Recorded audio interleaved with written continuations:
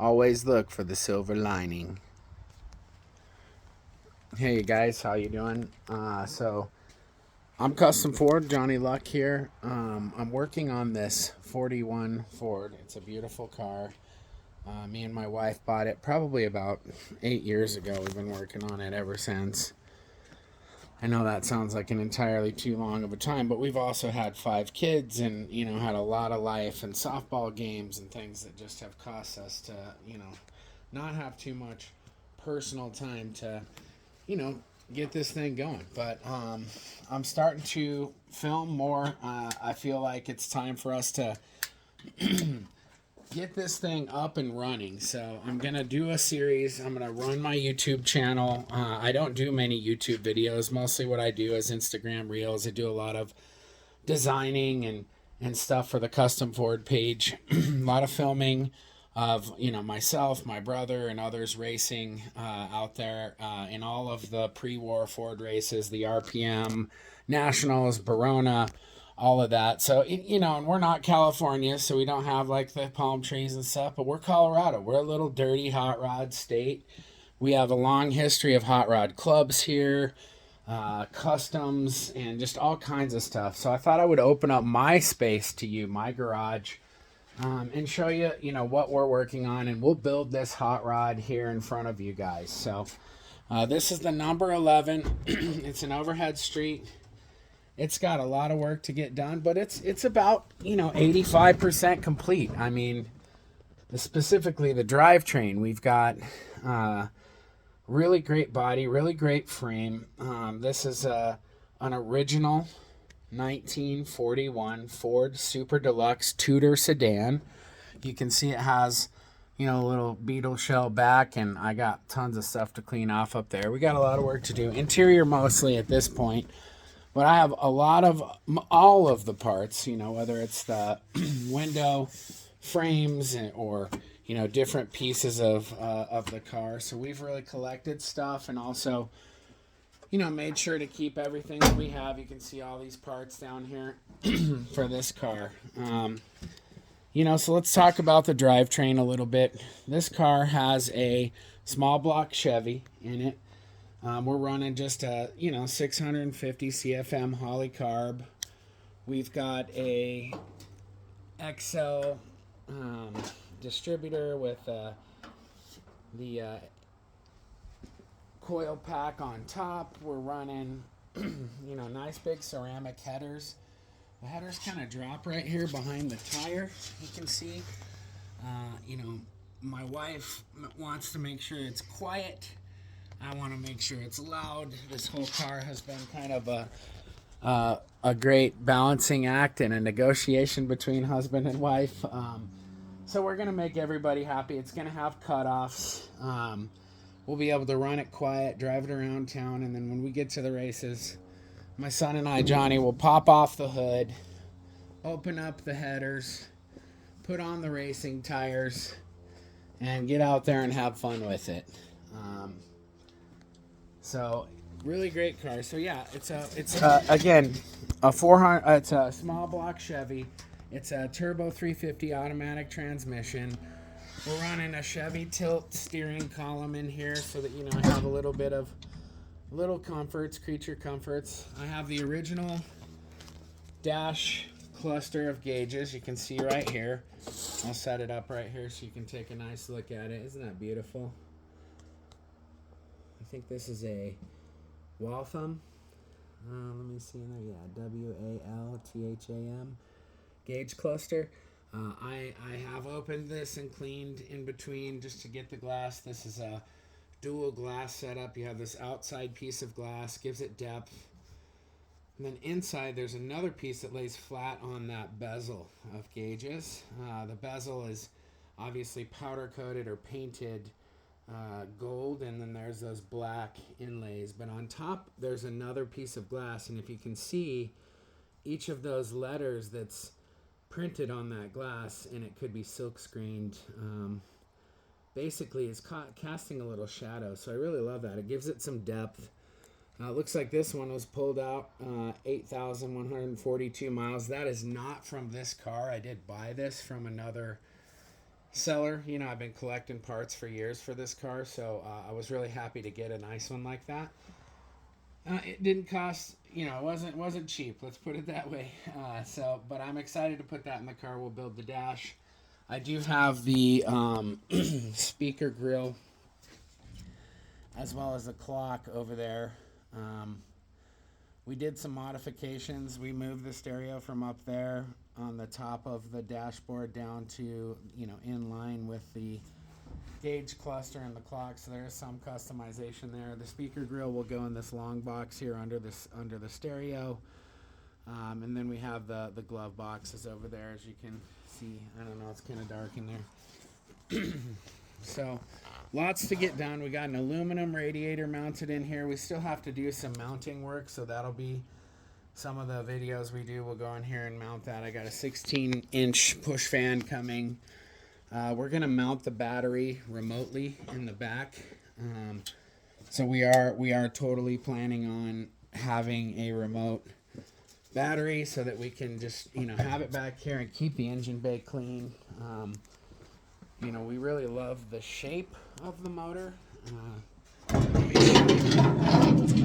Here, I use that stick just to keep it up higher. It opens and holds itself, but the springs could leave a little lackluster. So you can see the shape of the car, right? You know, it has this beautiful, you know, hood and these beautiful fenders.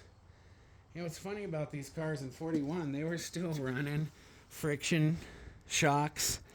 That's a drop axle right there. This is basically, you know, just like the old 30s hot rods. It's just they got a little bit bigger on the body, learned how to mount panels together. They, you know, at this point we're making things a little bit more elaborate. Obviously, it's a beautiful Art Deco front grille. You can see, you know, this just beautiful molding work that's done, and these little wings kind of carry throughout the car through the trim. You can see, and this is what the deluxe package was. It was trim pieces. And, you know, look, I'm no expert here. I've been learning as I have it, but I have 8 years of experience, so I should have a PhD at least in this car. I don't feel like I do. But, you know, we're really excited to get this thing running. The next big thing that we're going to be doing is wiring the car. So we'll have a whole series on wiring this up. We have the part number 052323 painless 28 circuit wiring kit, as well as a 16-foot battery, remote battery kit. We got a lot of stuff that we're going to be doing up here just to get, you know, this thing wired up and make sure that we're, you know, we have all the electrical. We're going to put this gold headlight as an auxiliary light, just to give it a little asymmetry down here, maybe on the bumper somewhere. It's a special light one of my friends gave me from Brooklyn, New York. And so, you know, that's the plan here. We definitely have some interior work. You can see we got all the wires exposed, all the springs back here. But, you know, this is a beautiful car, and we just can't wait to get it out there so that people can see it. Look, I love 32 Fords. I love the Roadsters. I get it. But you don't see too many of these.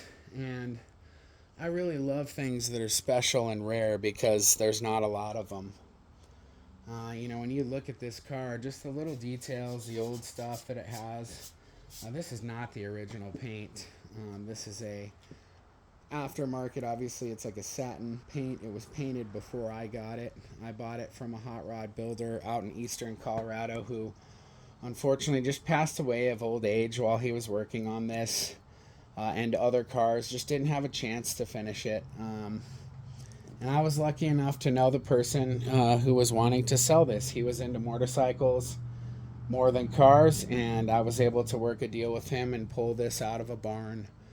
It didn't look like this, of course, but it did have the paint on it. So, you know, really, really beautiful car. We did this air cleaner. You know, it's not typically something I would do, but I was looking for something that could kind of give the engine the shape of the engine bay. You know, make it really look like it was built for purpose and intention, intentionally like that. These, you know, flaps will obviously move with the throttle, and you know, we felt like with the shape of the hood and the shape of the motor and how the exhaust headers just flow out almost like wings, it really gives this small block Chevy a really clean look in here. That's another reason we wanted to move that battery into the back. So that's the other plan, is just to make sure that we got that battery back there. I can go show you